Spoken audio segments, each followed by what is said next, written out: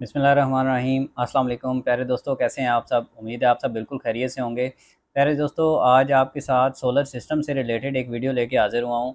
बहुत सारे ऐसे मसले मसाइल हैं सोलर से मुताल्लिक़ जिस पे लोगों के साथ मैं मालूमात शेयर करना चाहता हूँ ताकि आपकी मालूमात में इजाफ़ा हो सके, लेकिन वक्त की कमी की वजह से मेरे पास बहुत कम वक्त होता है कि मैं आप लोगों से बातचीत कर सकूँ या आपको कुछ चीज़ें बता सकूँ।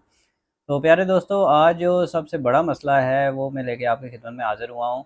वो मसला ये है कि सोलर सिस्टम लगाने के बावजूद कुछ दोस्तों का क्लेम है, वो कहते हैं कि हमने जितना सोलर सिस्टम से पहले हमारा जितना बिल आता था, जिस हिसाब से हमने सोलर सिस्टम लगवाया है, उसका हमें फ़ायदा उस तरह से नहीं हो रहा। यानी कुछ लोगों को तो यहाँ तक है कि उन्होंने छोटा सिस्टम कोई 3 किलोवाट का या 2 किलोवाट का सिस्टम लगाया है और पहले अगर उनका बिल आता था कोई 4-5 हज़ार रुपए, तो अभी उनका बिल 8-10 हज़ार रुपए पहुँच गया है। दोस्तों, इसकी सबसे पहली वजह तो आपको भी पता ही है कि जो बिजली का टैरिफ है उसमें गवर्नमेंट आए दिन इज़ाफ़ा करती रहती है, ये वजह तो है ही है। लेकिन इसके बावजूद अगर हम वापडा को बंद रखें दिन को, सोलर से हम कंज़्यूम करते रहें बिजली, तो फिर भी बिल का किस वजह से बढ़ जाता है? बिल का इज़ाफ़ा क्यों होता है? ये बुनियादी सवाल है आज का। तो इस सिलसिले में कोई 5-6 नुकात हैं मेरे ज़हन में, जिनकी वजह से ये मसले मसाइल आते हैं। तो वो आपकी खिदमत में रखना चाहूँगा। इसमें प्यारे दोस्तों, जो सबसे पहला प्रॉब्लम है, वो ये है दुरुस्त एस्टिमेशन का ना होना। अब दुरुस्त एस्टिमेशन क्या है? दुरुस्त एस्टिमेशन ये चीज़ है कि अगर आपके घर में पूरे दिन में या 24 घंटे में 3 पंखे या 4 पंखे रेगुलर चलते हैं, इसके अलावा जो वाटर पंप है आपका, वो दिन में 1.5 हॉर्स पावर या 2 हॉर्स पावर का वाटर पंप है और वो दिन में 2 से 3 घंटे यूज़ होता है। इसके अलावा टेलीविज़न है, फ्रिज है आपका, ये सारी चीज़ें जितनी ये यूज़ होती हैं, उस हिसाब से अगर सोलर सिस्टम आप नहीं लगाएँगे, तो आपको डेफ़िनेटली उसका फ़ायदा नहीं होगा। आप अगर आपने दिन में 24 आवर्स में टोटल 20 यूनिट कंज़्यूम करने हैं या 15 यूनिट कंज़्यूम करने हैं, तो आपको दिन में तकरीबन 7 से 8 यूनिट प्रोडक्शन वाला सिस्टम चाहिए होगा ताकि आपका बिल हाफ़ पे तो आ सके। लेकिन अगर आप अपना सिस्टम लगवा लेंगे 2 केवी का और वो दिन में टोटल उसकी प्रोडक्शन जो है वो नेट मीटरिंग के साथ 8 केवी जाती है, तो नेट मीटरिंग के अलावा अगर आप उसको as a of grid hybrid system use करते हैं, तो वो तो डेफ़िनेटली उसने 8 यूनिट से भी कम प्रोडक्शन आपको देनी है, जो आप डायरेक्ट पंखे और लाइटें जिससे यूज़ करेंगे। तो उसमें तो आपका बिल इतना कम नहीं होगा। वो क्योंकि जो लास्ट में मंथ के लास्ट में वापडा वाले कैलकुलेट करते हैं यूनिट्स और इसमें फिर आपका जो टैरिफ स्लैब है, उसका भी इश्यू आता है, तो फिर आपको इतना फ़ायदा नहीं होगा। आप कहेंगे कि मैंने 2 किलोवाट का सिस्टम भी लगाया है, 2 किलोवाट का नॉर्मल सिस्टम भी लगाएँ तो 3 साढ़े 3 लाख रुपए खर्चा आ जाता है। इतना खर्चा करने के बावजूद मेरे बिल पे महीने में 1000 2000 का ही फ़र्क पड़ा है।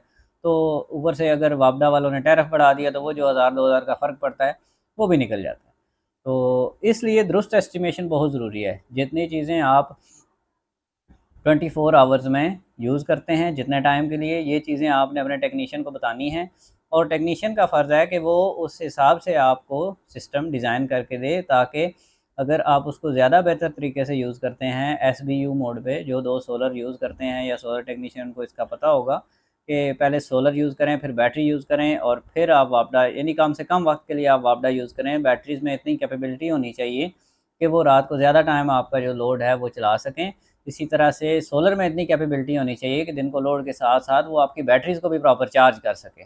ये सारी चीज़ें अगर आप दुरुस्त एस्टिमेशन नहीं करवाएँगे, तो फिर आपको इसका फ़ायदा नहीं होगा। तो सबसे पहला जो मसला है वो दुरुस्त एस्टिमेशन है। अब दूसरे मसले की तरफ चलते हैं। तो दोस्तों, दूसरा मसला है हल्की क्वालिटी का या लोकल सोलर पैनल, जिसको हम B grade, C grade solar panel भी कहते हैं, जो कि मार्केट में रुल रहा होता है, वो solar panel.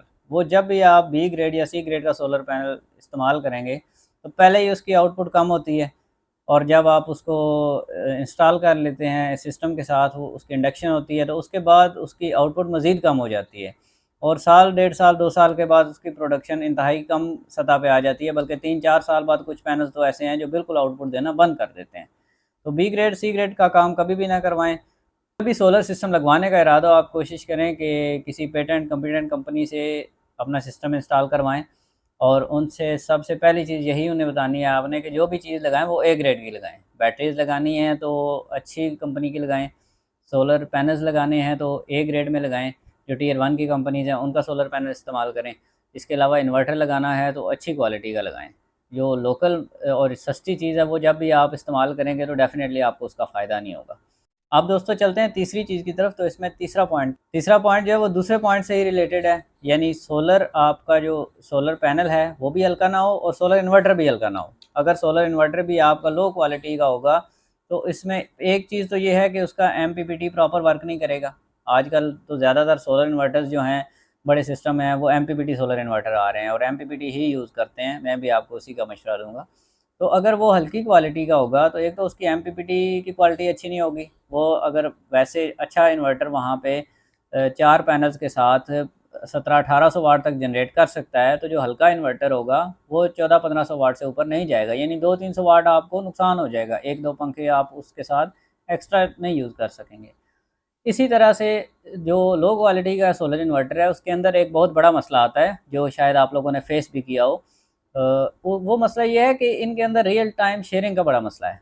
Real time sharing कुछ कंपनियों ने ऐड भी की है, पहले तो नहीं आती थी सिस्टम में, अभी ऐड की गई है। एक ऑप्शन ऐड किया गया है दूसरे नंबर की सेटिंग में, जो है SBU के बाद MKS।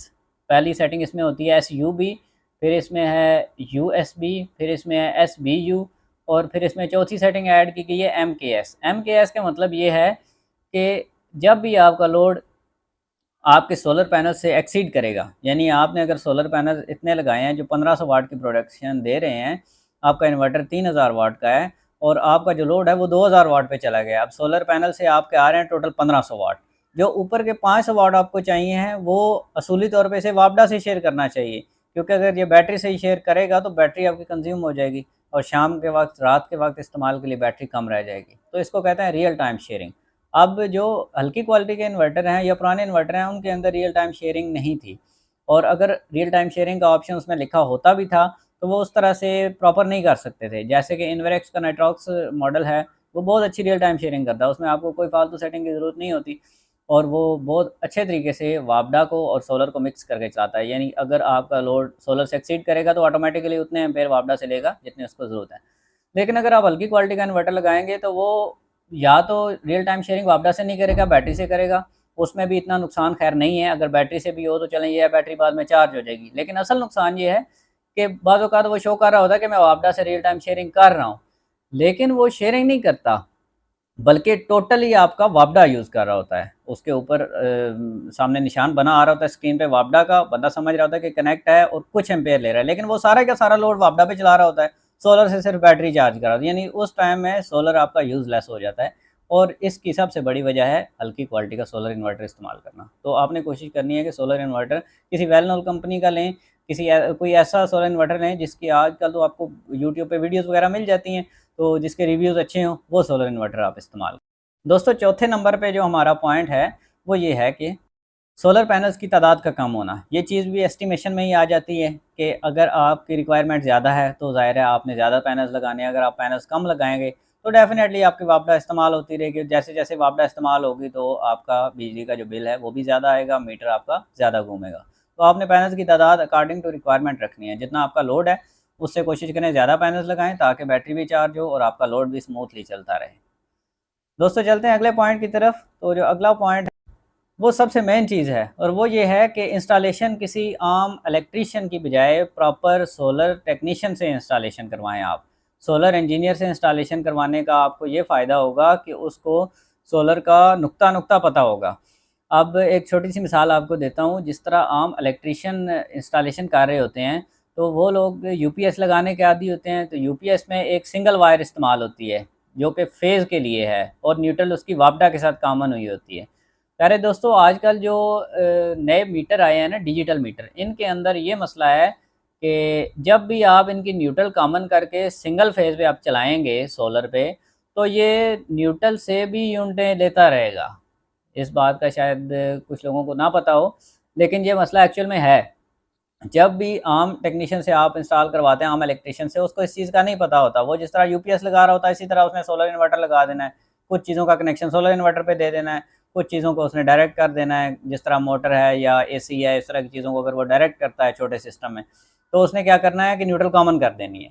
तो ये सबसे बड़ा प्रॉब्लम आएगा, क्योंकि न्यूट्रल कॉमन होगी तो जितने यूनिट आप सोलर से इस्तेमाल करेंगे वो भी वापडा वाले आप पे डाल देंगे। यानी कि अगर आपने दिन को 10 यूनिट सोलर से लेके इस्तेमाल किए तो 10 यूनिट आपका मीटर भी चल जाएगा। फ़ायदा तो कोई ना हुआ, उससे तो बेहतर था सोलर भी ना लगवाते, इतनी रकम भी माउंट की है और वो मसला वहीं का वहीं है।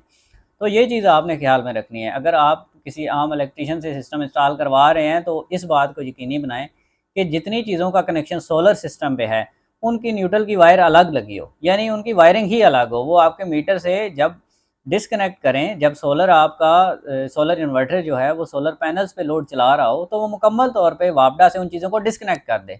और ये उसी सूरत में मुमकिन है जब इन चीज़ों की न्यूट्रल वायर अलग होगी। अगर न्यूट्रल वायर कॉमन होगी तो डेफ़िनेटली आपका मीटर चलता रहेगा और आपके यूनिट्स कंज्यूम होते रहेंगे, जिसकी वजह से आपका बिल ज़्यादा आएगा। अगला जो आखिरी पॉइंट है हमारा 6 नंबर, वो ये है कि इन्वर्टर की सेटिंग का दुरुस्त ना होना। ये कल भी मेरे एक अज़ीज़ हैं, वो मुझसे पूछ रहे थे तो मेरे ज़हन में ये चीज़ आई, मैंने कहा मैं यूट्यूब चैनल पे अपने दोस्तों के साथ ये चीज़ ज़रूर शेयर करूँगा कि अब देखें, हमने जो सेटिंग की है सोलर इन्वर्टर की, वो हम रियल टाइम शेयरिंग के हिसाब से भी कर लेते हैं, वापडा हमारी शेयरिंग भी हो रही होती है, लेकिन इन्वर्टर भी हमारा अच्छी क्वालिटी का है, सब कुछ ठीक है। फिर भी कहते हैं कि नहीं जी, सोलर से लोड सारा नहीं चल रहा, बल्कि सोलर की मौजूदगी में भी वापडा से लोड चल रहा है। अब इसकी क्या वजह है? इसकी वजह है कि आपके इन्वर्टर की सेटिंग दुरुस्त नहीं है। वो सेटिंग आपने खुद करनी है या इंस्टॉलर से करवानी है। कोशिश करें कि आप किसी प्रोफेशनल इंस्टॉलर से तो सेटिंग में दोस्तों सबसे पहली चीज़ ये है कि आपने जो 2 नंबर की सेटिंग है ना, उसको रखना है SUB या MKS पे। उसके बाद आपने जो 16 नंबर की सेटिंग है, उसमें 3-4 ऑप्शन होते हैं, CSO, UTI, SNU और OSO। उसमें आपने CSO पे रखना है। CSO का मतलब क्या है? CSO का मतलब ये है कि दिन को जो आपका सोलर इन्वर्टर है, ये चार्जिंग करेगा टोटली सोलर से, ये वापडा की तरफ नहीं आएगा। आप रियल टाइम शेयरिंग ऑन करेंगे तो सिर्फ़ और सिर्फ लोड के लिए वापडा मिक्स होगी, चार्जिंग के लिए नहीं होगी। जबकि डिफ़ॉल्ट इन्वर्टर्स में ये SNU आता है, यानी कि सोलर और वापडा दोनों से चार्ज करे।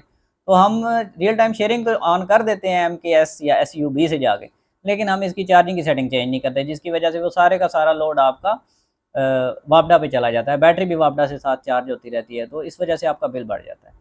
तो आपने 2 नंबर सेटिंग के साथ 16 नंबर सेटिंग ज़रूर चेंज करनी है।